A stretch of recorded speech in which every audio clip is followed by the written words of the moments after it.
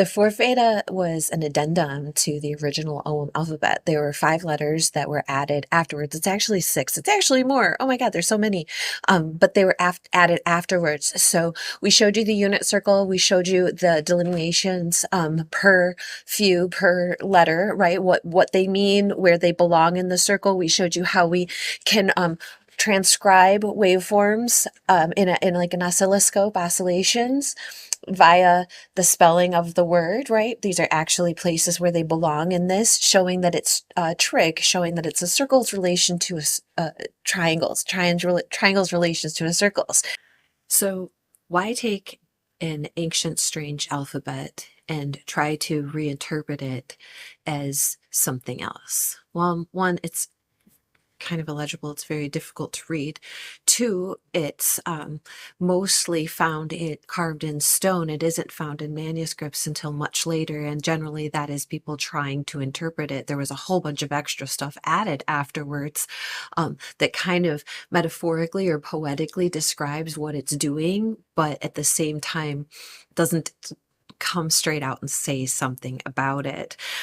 Historically, all over the world, different cultures in ancient times needed to understand their place on Earth in the year, in the time that it was, and what was going to happen next, because their lives depended on it.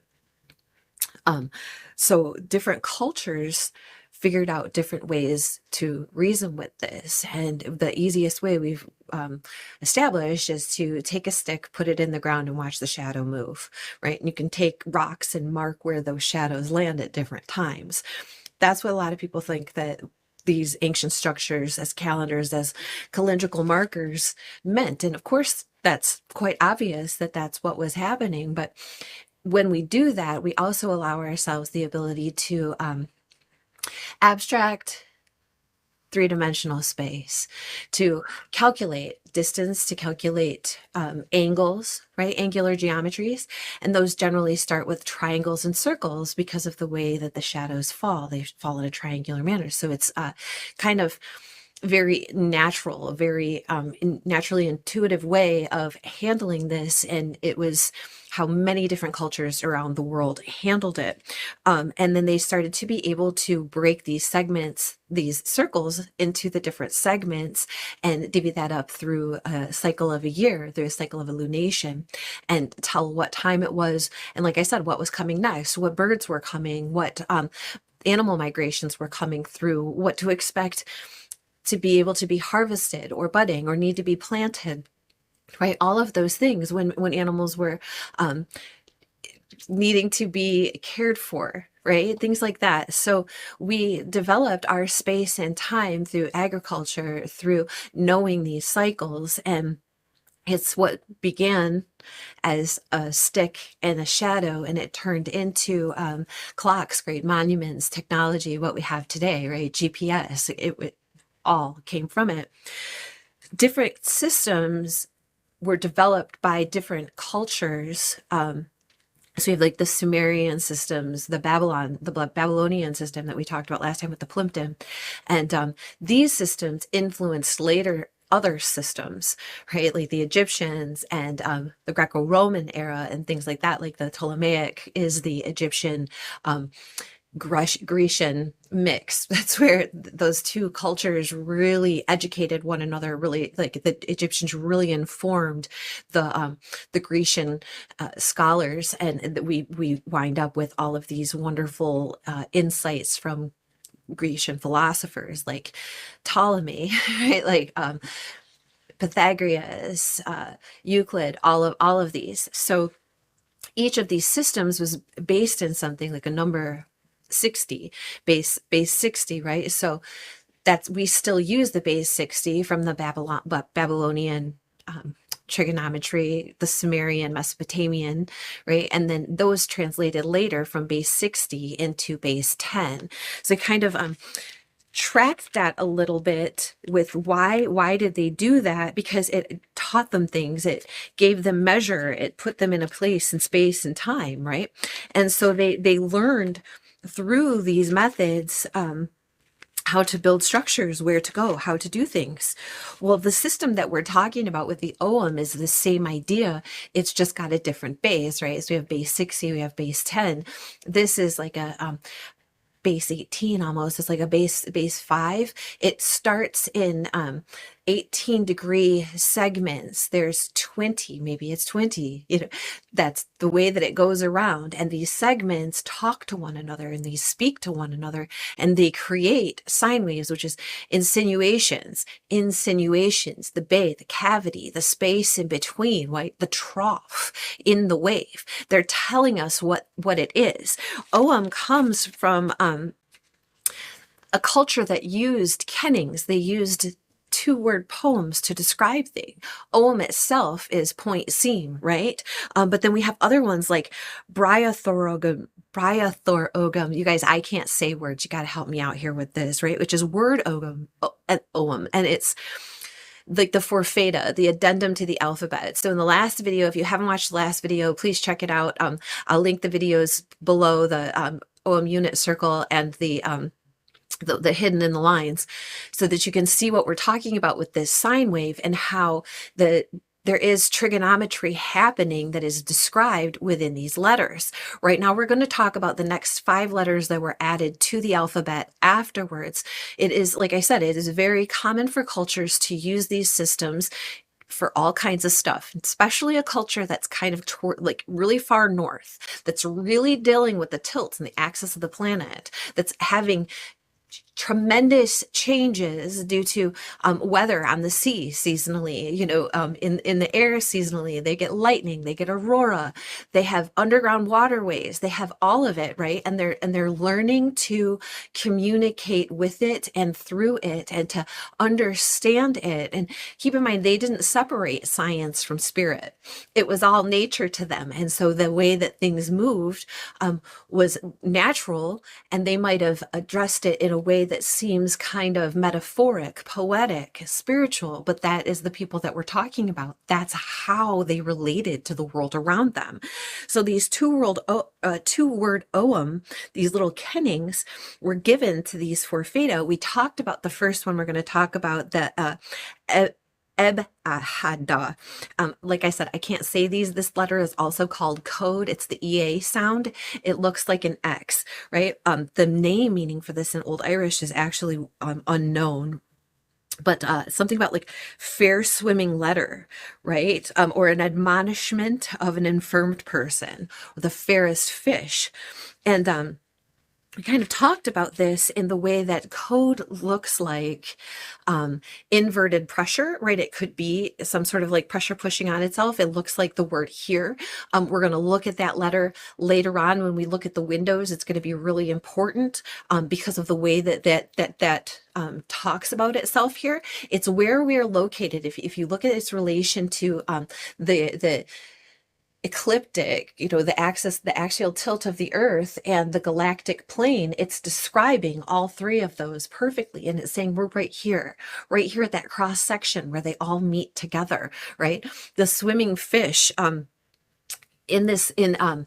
Ogham, it's often referred to, these windows are as currents or streams, right? There's a lot of insinuation in these kennings, especially when we start talking about the windows, where we understand that they were already telling us that they were movement. They were already telling us that to follow the stream, right? Right. So while we're talking about these letters and we're giving them their assignments within the unit circle, there are other letters that actually have other functions. They have a reason for being that describes something else mathematically or conceptually. Stars never cross the streams. Well, they kind of don't. And you'll see, like, this is the space where they do. And that's where we're all connected, right? In the letter code, the fairest fish, the code, the grove, the center point where everything is, it starts here. And that is a common inscription in Ogham stones. All right. So it's talking about a place specifically. It's talking about a spot right here. Okay. The next 3 Forfeda only appear a few times. And the last one, Hemichal, doesn't appear at all. And it is the only one that's frequently used in the formula of the word koi, right? We talked about this, and koi says here, and is the Ogham equivalent to the Latin hic iasit, or cis, right? Being on like this side of, we're here on this side of all of this, right? There is no up in space. So you have to give yourself an angular component in order to find an exact point. Right. So that's code. And then we have OR, and OR is OIR. And it's these two pointing out, which looks like outward pressure, right? But that it gets even stranger than that when we start talking about the fact that it's the most venerable substance, right? The spindle of form, the way things form, the spindle of form, the golden spindle. And so here we have what equivocates to phi. It's the phi angle, whether it be a torsional shift, whether it be the way that something grows out and spreads. And I recently made an acquaintance with someone, and we'll get to more of that again later. There's so much here, so we're going to focus on a few things step by step, and we'll get to all of it hopefully eventually. But right now, it's that I saw this letter as phi, and I had been working with it as phi. I even came up with some formulas as to how it would translate into what phi is in mathematics, right? So you have centrifugal force, which pulls you outward, right? And you have centripetal force, which pulls you in. Centripetal force is actually a real force, right? And we'll talk about that coming up with the next letter. But with or it's the centrifugal force, right? It's that it's not really a force. It's actually it's a pseudo force, which appears to like fling an object away from the center, but it's not. It's the sensation the object feels when it's resisting the inertia of the change in direction. So it around within a rotating frame of reference. So it's like when the ball wants to stay here, and you keep flying around, it like goes flying off in a straight line, like fling it off into a straight line. It actually is looking for that point of something to hold on to keep it oriented where it wants to be, right? And then inertial force is kind of pushing up against it. It's not a real force itself, it's the resistance of the force of inertia. That's what we're talking about here. And the way that it unwinds, just like the golden spiral here, right? Centrifugal, centripetal. So the next one we have is phagos, or William, and that is the UI sound, right? Fragrant tree, the great elbow. Let's look at that. Because Uilleann is also an instrument that's still played with the elbow in Ireland. But an elbow, the great elbow, is the cubit. A cubit is the measurement from the tip of your finger, so you don't lose my pages. The tip of your finger until the bottom of your elbow here is a cubit. And when we look at this space, right, when we talk about centripetal force and the cubit and the way that it's measured in these spaces, we'll get into this deeply when we talk about the windows. There is a measurement here, and it goes from the letter A to the letter E. It's right there. And this shows you exactly where this is on Fion's window. And it's a measurement. So that could be anywhere from 17 to 22 inches or 43 to 56 centimeters, right? And at the same time, it's kind of showing you this actual centripetal force, like a real force. Now think of the Triskelion, think of the spirals, think of all of the circles, right? These letters are describing these forces, right? And then we have Iffin, and Iffin is the spine or the thorn, the most wonderful taste. Like, is it a polyagonal mesh, right? The mesh, is it like the medial axes or the topographical skeleton, like the main trunk, like the root node, right? Rib geometry, parametric curves, using spines, they call it ribs, right? The Iffin, it's the crossing of these streams. It really is. And when we look at this later on and its placement in this, it's insinuating these cross these crossing waves, the way that the waves cross. You think about the double slit experiment, right? Where the ripple comes through the hole, and then all of a sudden there's these cross sections. And then when it comes back through the other way, there's even more cross sections, and we get chevron shapes, right? Now we might in Paleolithic, like Neolithic, pardon me, Neolithic times, we might not understand this on the terms of quantum physics or observations that we have made in our modern day, but it would still happen.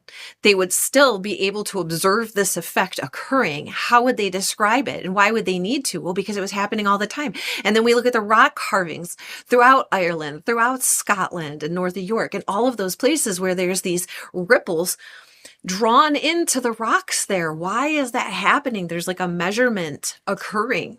Okay. There's a measurement occurring. And then we come to the image hall, which is the very last one. It's the AE sound, or the ch or x sound. And it's like this cross hatching, and it's called image hall. It's like the twin of coal. And it describes the field. It describes the field plane that we're in. Some people call it the sea, right? But it's also like that x ch sound. It makes me think of maybe they called it the groan of a sick person, because maybe it had something to do with the sound of sneezing, right? But if you think of them as like the Cartesian field and where all the vector points come from, right? There could be something different about the spindle field, the polyagonal flesh or mesh. But I keep saying flesh has something to do with the body, right? Because they're using the measurement of the cubit, and we still use, hands to measure horses. We still use feet. We still use the 60 base that the Sumerians used, that was rooted in Babylon to measure things in modern day, right? Not everybody made the Latin conversion to the decasystem, to the decimal system, to the metrics, right? Like all the rest of the world, but where I'm at in America, we still use the standard system. All of those they're rooted from somewhere. They grew up from a place, right? In Ireland, they had a system, a very, very functioning and precise system. And it was up to only the very educated and the very elite to be able to understand and learn what these are. This is like high level mathematics. I mean, even to this day, not everybody knows high level mathematics. Not everybody's a rocket scientist. Not everybody's a high level engineer, right? Not everybody has this information. It was the same thing then. It was like those who were able to put forth the respect of the sacred know-how were given the information, and they had to cherish it, and they had to protect it, and they had to treat it as precious, because the entire system that all the other people depended on it, right? Their lives depended on it. So they were very, very, very precise, very protective, and very secretive over this information. All right. So there's one more letter that came up later, and it was called PS, and it's like this, like it's parallel. It's like one is parallel to another, but it's slightly reduced. I digress. I'm not sure.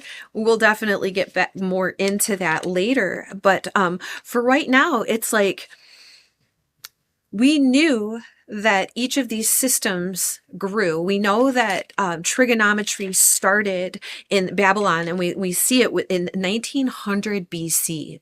1900 BC. And when they started this in Babylon, there were no measurements that could be interpreted as angles, right? They used the rising and the setting of the stars and planets to create 360 degrees that they subdivided. And then they created hours and minutes. And then from that, the Egyptians in the 1800 BC and the Rhine Papyrus, they had a collection of 84 problems of arithmetic and algebra and geometry, and 5 of the problems were dealing with the secant. We've showed you how there's chords. We've showed you how there's sine, cosine, tangent, right?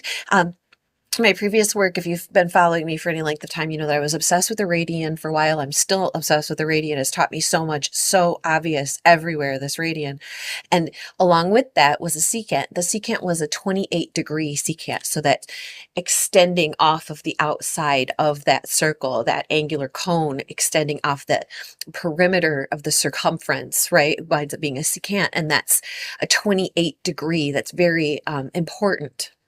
Now that sounds an awful lot like a secant, doesn't it? Right? And so problem 56 was if a pyramid is 250 cubits high and the side of its base is 360 cubits long, what is its secant? And since the cubit equals 7 palms, this fraction is equivalent to the pure ratio of 18/25. Now I'm talking 18 degrees. Okay, the pure ratio, and this says 18/25, and I'm talking 18 degrees over 20, and then there's 25 when we add the forfeda.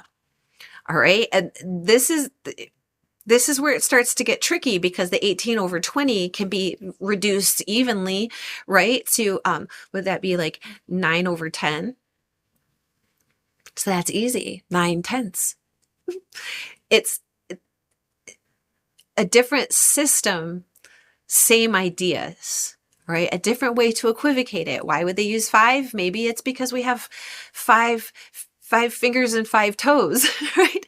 And there's 4 appendages, right? Maybe it's because of the way that the body is arranged. I don't know. If you have any insight or ideas about that, let me know. Let's talk about it, okay? But it shows the Egyptians had at least some knowledge of numerical relations in a triangle, right? It was kind of like a proto-geometry. And then the Greeks, Hipparchus in 190 to 120 BC, and he was the first construction of the trigonometric functions with the triangle or the planar sphere, right, inscribed in a circle. So each side becomes a chord. And we talked about the chords in the last video, how the chords and the circles interact to create triangles, to create angles within that, right? So that was developed, and it was used to compute various parts of the triangles to find the length of each chord as a function of the angle that it subtends, or equivalently, the length of a chord is a function of a corresponding arc width, right? And it was like purely geometric terms. So even at this time, they didn't have the formulas worked out, right? It was Ptolemy who created these in his compendium of astrology. Okay, the length of a chord is a given of a function of the angle it subtends, and for angles ranging from 0 to 180 at intervals of 1/2 a degree. And it was essentially like the table of sines. So he created a table of sines based in the Babylonian 60-degree, base 6. But then it was translated. It was translated in India by a mathematician named Aryabhata the first in 475 to 550 Common Era, and he figured out like the half chord, right, which is like the Arda Jaya, or the Jaya Arda, the half chord, and then they would use, it was like the fold, like Jaya or Jabe is the fold or the bay. And so that's how it got translated from this Arabic translation to the word bay into Latin in 1114 to 87 by Gerardo of Cremona. You guys, my punctuation. But he's the first person that used the word sinus, because that's the Latin word for bay. So when he translated it, that's what it said. And that's how we wind up with a sine wave, right? It's a wave with this bay, and how the bays interact with one another. And it becomes this frequency when they start moving at hertz. So it's like one cycle. So it's one up and one down to back up in a 1 second, and that's a Hertzian wave. And those are the frequency waves that you always hear about, that people always talk about, these sine waves, and they're rooted from here into what we're using now. It was the Arabic people who translated it from the 60 into the 10. So what we're using now isn't what was pure in Babylon, in Sumeria. So we can definitely see that there are roots available in the way that they broke these things down in these measurements, and that there's like the equivocation of modern day formulas found in the words that they used and the way that they describe them using Ogham. Okay, so if we're going to talk about, I just want to show you something really quick, right? If it's to do with the forces of rotation on an object, whether that's the torsion angle, twist, shear, the Coriolis effect, vortices, toruses, anything rotating around itself or something else, how the rotation or twist evolves or affects the objects itself or the surrounding objects, that's what this is about. Wind, whirlpools, all of it, the way that currents move, the way that streams move, right? So if can we say then, right, for the centrifugal and centripetal, could we say that or equals m over the square root, or no, sorry, my handwriting. Can we say or equals m times v squared over r? Or can we say or equals m times w squared r? And that would be like assigning the centrifugal force formula to the letter or. Could we, for the letter Eulian, or sometimes called phagos, could we say phagos Eulian equals mv squared over r? Or could we say Eulian equals mrw squared? Could we say that? I'd like to leave you guys with that for today. And when we come back next time, we're going to talk about the windows at the bottom of the book of Ballymote, right? And each of those has a name that is the word kennings that teach us what this is. So what we're doing is we're just going through and we're following the instructions. All right. And that's all we're doing. There was a couple places in my calculations where I was stuck for a really long time until I figured out that I wasn't putting them in the right order. And I figured out that I was putting them in the wrong order by looking at the images and following their instruction. So throughout time, we've assigned certain things to certain places, but that doesn't make any sense when you ask the symbols themselves. When we translate them according to what the symbols are telling us they are, it suddenly works and all kinds of information starts pouring out of it. So that's what we're going to talk about next time. Thank you guys so much for being here. I hope you got something out of it. Please let me know if you have any questions, if you have any insights. I really open up this conversation. Would love to talk to you about it. All right. Take care. We'll see you soon.